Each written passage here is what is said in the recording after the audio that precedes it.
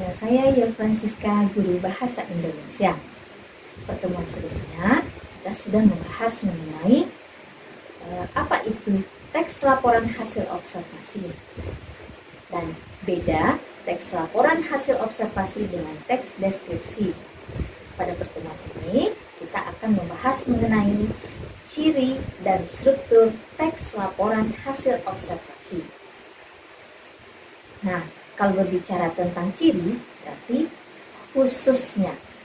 Nah, kalau manusia, itu cirinya seperti saya, memiliki mata sipit dan hidung mancung. Nah, kalau di dalam sebuah teks laporan hasil observasi, tentu tidak ada hidung mancung dan bermata sipit. Nah, bagaimana ciri dari teks laporan hasil observasi? Mari kita simak. Untuk ciri dari laporan hasil observasi, namanya observasi, berarti pengamatan. Yang pertama, bersifat objektif, global, dan universal.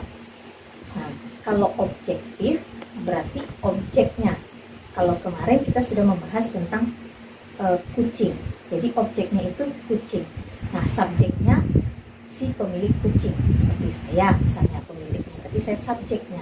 Nah, kalau bersifat objek berarti apa adanya yang ditulis kucing yang kita lakukan pengamatannya, kucingnya tidak bisa kalau saya membicarakan kucing saya itu yang cantik-cantik saja. Nah, apa yang sudah saya amati, kucingnya belangkah, apakah kucingnya jahat atau baik? Nah, sesuai dengan hasil objektifnya. Yang kedua, itu objek yang kita ambil itu ditulis berdasarkan satu jenis atau tunggal. Nah, kalau pengamatan kita yang kita ambil itu adalah tentang binatang, tentang tumbuhan, kita harus pilih salah satunya saja. Itu yang disebut dengan satu jenis. Yang ketiga, ditulis secara lengkap dan jelas.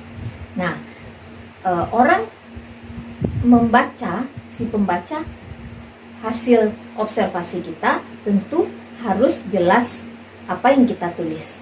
Yang keempat, dibuat berdasarkan fakta. Namanya saja laporan hasil pengamatan. Tentu apa adanya yang sudah kita amati harus kita tuliskan, tidak bisa dibuat-buat. Yang kelima, cirinya, teks yang kita buat harus bisa dipertanggungjawabkan kebenarannya.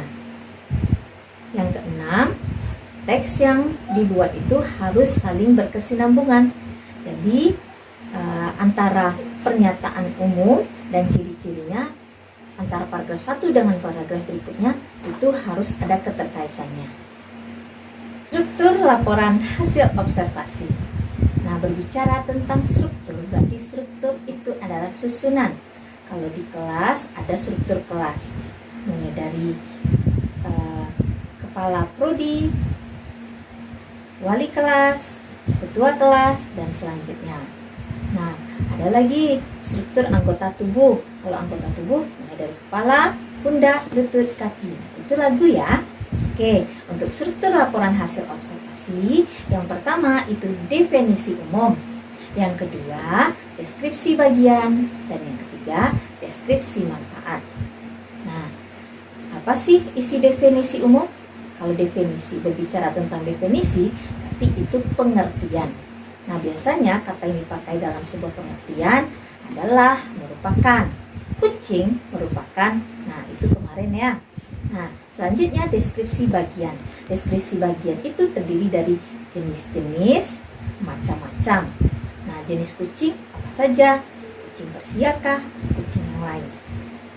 Kemudian, deskripsi manfaat itu berisi tentang kegunaan atau manfaat dari kucing, manfaat dari pohon atau tumbuh-tumbuhan yang kita ambil objeknya atau yang kita ambil pengamatannya. Oke, sekian dulu pembelajaran kita mengenai ciri dan struktur laporan hasil observasi. Sampai jumpa di video selanjutnya.